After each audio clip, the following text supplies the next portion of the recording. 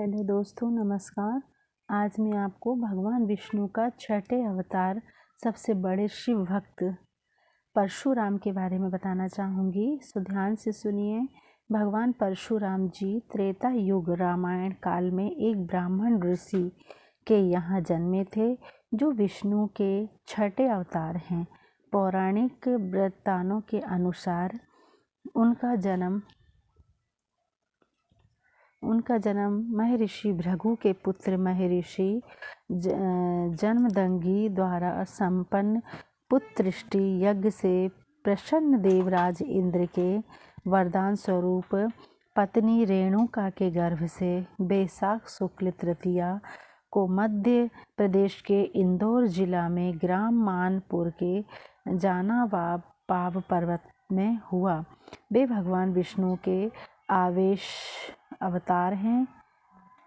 महाभारत और विष्णु पुराण के अनुसार परशुराम जी का मूल नाम राम था, किंतु जब भगवान शिव ने उन्हें अपना परशु नामक अस्त्र प्रदान किया, तभी से उनका नाम परशुराम जी हो गया। पितामह भृगु द्वारा संपन्न नामकरण संस्कार के अनंतर राम कहलाए। वे जमदग्नि का पुत्र होने के कारण जमदग्नि और शिवजी द्वारा प्रदत्त परशु धारण किए रहने के कारण वे परशुराम जी कहलाए।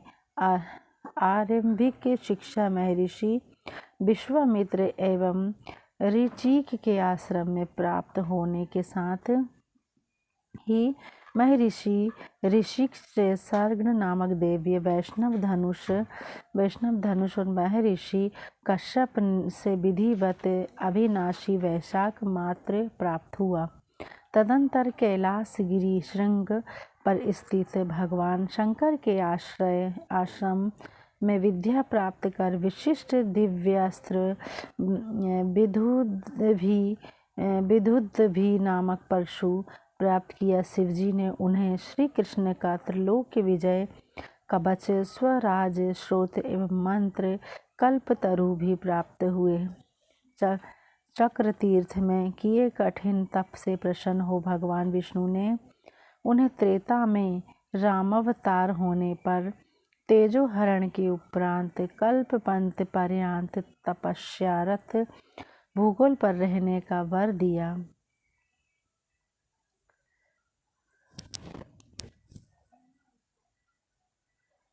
वे शास्त्र विद्या के महान गुरु थे। उन्होंने भीष्म, द्रोण व कर्ण को शस्त्र विद्या प्रदान की थी। उन्होंने कर्ण को श्राप भी दिया था। उन्होंने एकादश छंद युक्त शिव पंचतत्व ऋषनाम स्तोत्र भी लिखा। इच्छित फल प्रदाता परशुराम गायत्री हैं। ओम जामदग्न्याय विद्महे महावीराय धीमहि तन्नो परशुरामः प्रचोदयात्। वे पुरुषों के लिए आजीवन एक पत्नी व्रत के पक्षधर थे। उन्होंने अत्रि की पत्नी अनुसुईया, अगस्त्य की पत्नी लोपामुद्रा व अपने प्रिय शिष्य अकृत्यवर्ण के सहयोग से विराट नारी जागृति अभियान का संचालन भी किया था। अब शेष कार्यों में कलिक अवतार होने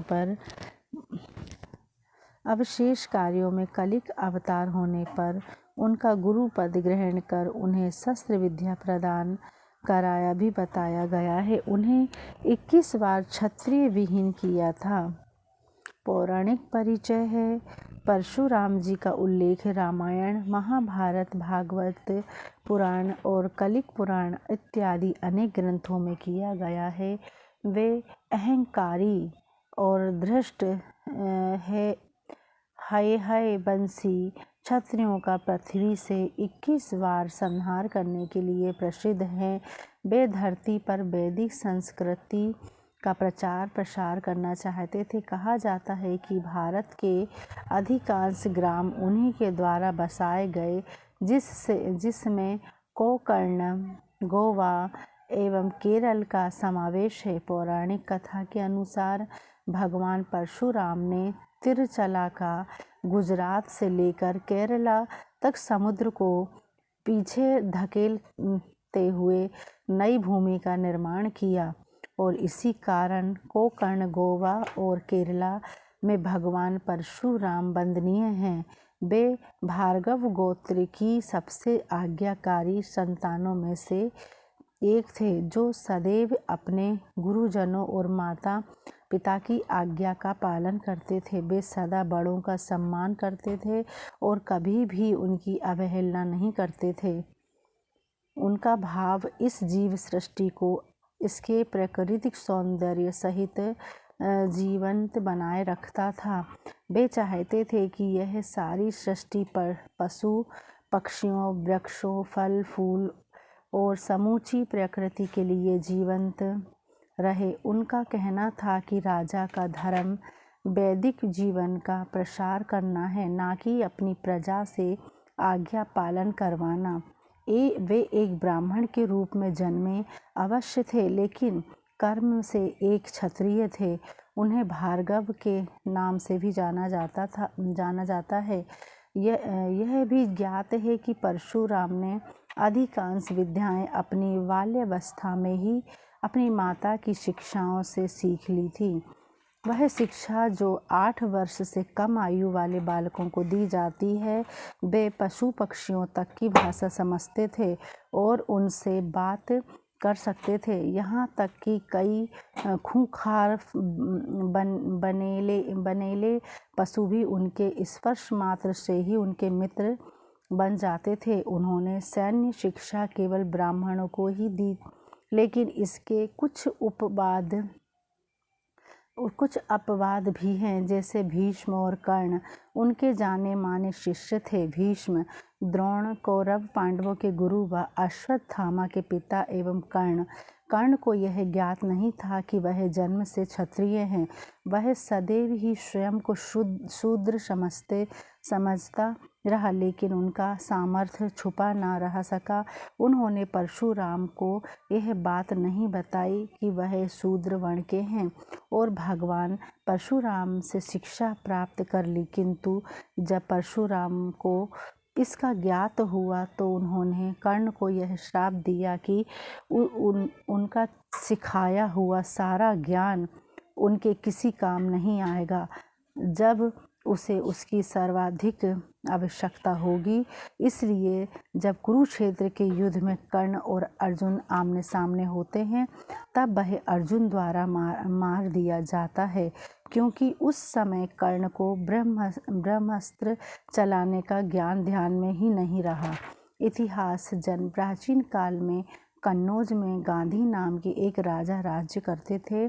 उनकी सत्यवती नाम की एक अत्यंत रूपवती कन्या थी। राजा गांधी ने सत्यवती का विवाह भृगुनंदन ऋषि के साथ कर दिया। सत्यवती के विवाह के पश्चात महाभृगु ऋषि ने आकर अपनी पुत्र वधू को आशीर्वाद दिया और उससे वर मांगने के लिए कहा। इस पर सत्यवती ने श्वासुर को प्रसन्न देखकर उनसे अपनी माता के लिए एक पुत्र की याचना की। सत्यवती की याचना पर भृगु ऋषि ने उसे 2 चारु पात्र देते हुए कहा कि जब तुम और तुम्हारी माता ऋतु स्नान कर चुकी हो, तब तुम्हारी माँ पुत्र की इच्छा लेकर पीपल का आलिंगन करना और तुम उसी कामना को लेकर गूलर का आलिंगन करना। फिर मेरे द्वारा दिए गए इन चरुओं का सावधानी के साथ अलग अलग सेवन कर लेना। इधर जब सत्यवती की माँ ने देखा कि भृगु ने अपने पुत्र वधू को उत्तम संतान होने का चरु दिया है, तो उसने अपने चरु को अपनी पुत्री के चरु के साथ बदल दिया। इस प्रकार सत्यवती ने अपनी माता वाले चरु का सेवन कर लिया। योग शक्ति से भृगु को इस बात का ज्ञान हो गया और वे अपनी पुत्र वधू के पास आकर बोले कि पुत्री, तुम्हारी माता ने तुम्हारे साथ छल करके तुम्हारे चरु का सेवन कर लिया है, इसलिए अब तुम्हारी संतान ब्राह्मण होते हुए भी क्षत्रिय जैसा आचरण करेगी और तुम्हारी माता की संतान क्षत्रिय होकर भी ब्राह्मण जैसा आचरण करेगी। इस पर सत्यवती ने भृगु से विनती की कि आप आशीर्वाद दें कि मेरा पुत्र ब्राह्मण का ही आचरण करे, भले ही मेरा पुत्र क्षत्रिय जैसा आचरण करे। भृगु ने प्रसन्न होकर उसकी विनती स्वीकार कर ली। समय आने पर सत्यवती के गर्भ से जन्मदग्नि का जन्म हुआ। जन्मदग्नि अत्यंत तेजस्वी थे। बड़े होने पर उनका विवाह प्रसेनजित की कन्या रेणुका से हुआ। रेणुका से उनके 5 पुत्र हुए, जिनके नाम से रुक्मण, सुखेण, बसु, विश्वानस और परशुराम। माता पिता का भक्त परशुराम। श्रीमद्भागवत में दृष्टान है कि गंधर्व राज चित्ररथ को अप्सराओं के साथ विहार करता देख हवन हेतु गंगा तट पर जल लेने गई रेणुका अशक्त हो गई और कुछ देर तक वहीं रुक गई। हवन काल व्यतीत हो जाने से कुंद्र मुनि जन्मदग्नि ने अपनी पत्नी के आर्य मर्यादा विरोधी आचरण एवं मानसिक व्यभिचार करने से दंड स्वरूप सभी पुत्रों को माता रेणुका का वध करने की आज्ञा दी। अन्य भाइयों द्वारा ऐसा दुस्साहसन न कर पाने पर पिता के तपोबल से प्रभावित परशुराम ने उनकी आज्ञा अनुसार माता का शिरोच्छेद एवं उन्हें बचाने हेतु आगे आए अपने समस्त भाइयों का वध कर डाला। उनके इस कार्य से प्रसन्न जन्मदग्नि ने जब उनसे वर मांगने का आग्रह किया तो परशुराम ने सभी को पुनः जीवित होने एवं उनके द्वारा वध किए जाने संबंधी स्मृति नष्ट हो जाने का ही वर मांगा। पिता जन्मदग्नि की हत्या और परशुराम का प्रतिशोध कथा नक है कि है वंशाधिपति कार्तिवीर्य अर्जुन सहस्त्र अर्जुन ने घोर तप द्वारा भगवान दत्तात्रेय को प्रसन्न कर एक सहस्त्र भुजाएं एवं युद्ध में किसी से परास्त न होने का वर पाया था। संयोगवश वन में आघेट करते हुए वह जन्मदग्नि मुनि के आश्रम जा पहुंचा और देवराज इंद्र द्वारा उन्हें प्रदत्त कपिला कामधेनु की सहायता से हुए समस्त सैन्य दल के अद्भुत आतिथ्य सत्कार पर लोभवंश जन्मदग्नि की अवज्ञा करते हुए कामधेनु को बलपूर्वक छीनकर ले आया। कुपित परशुराम ने फरसे के प्रहार से उसकी समस्त भुजाएं काट डाली व सिर को धड़ से पृथक कर दिया। तब सहस्त्रार्जुन के पुत्रों ने प्रतिशोध स्वरूप परशुराम की उपस्थिति में उनके ध्यानस्थ पिता जन्मदग्नि की हत्या कर दी। रेणुका का पति की चिंता अग्नि में प्रविष्ट हो सती हो गई।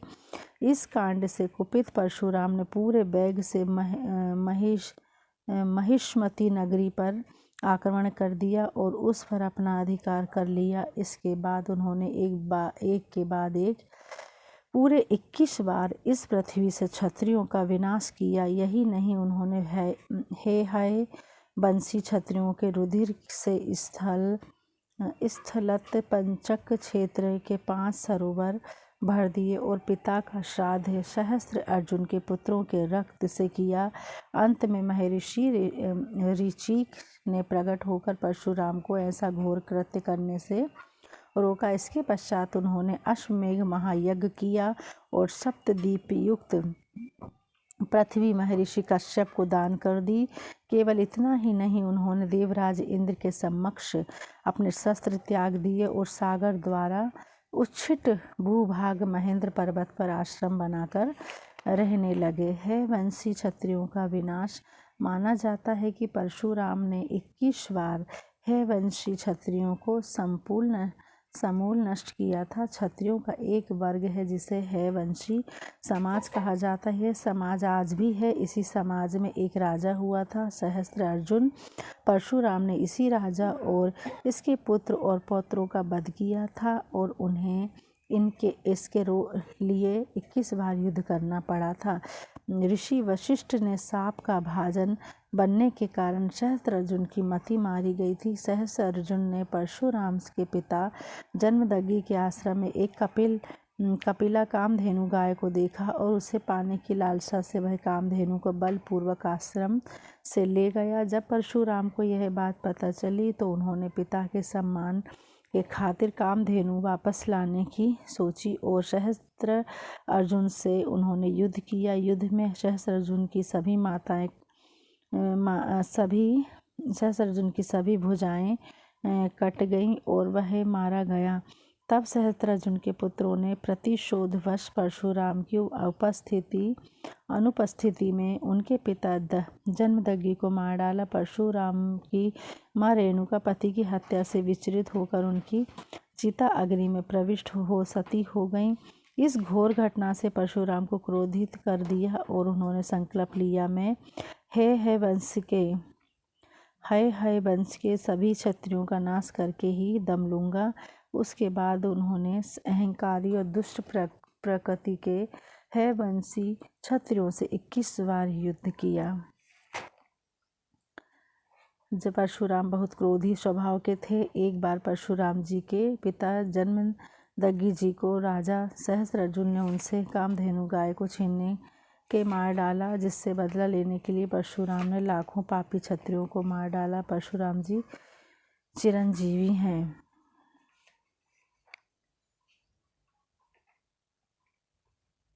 भृगुरेष्ठि महर्षि जन्मदग्नि द्वारा संपन्न पुत्रदृष्टि यज्ञ से प्रसन्न देवराज इंद्र ने के वरदान स्वरूप पत्नी रेणुका के गर्भ से वैशाख शुक्ल तृतीया को विश्वराज महाबाहु परशुराम का जन्म हुआ। तब भगवान विष्णु के 19वें अवतार हैं। परशुराम बहुत क्रोधी स्वभाव के थे। आगे की वीडियो मैं आपके अवतार में डालूंगी, दूसरे अवतार की। धन्यवाद।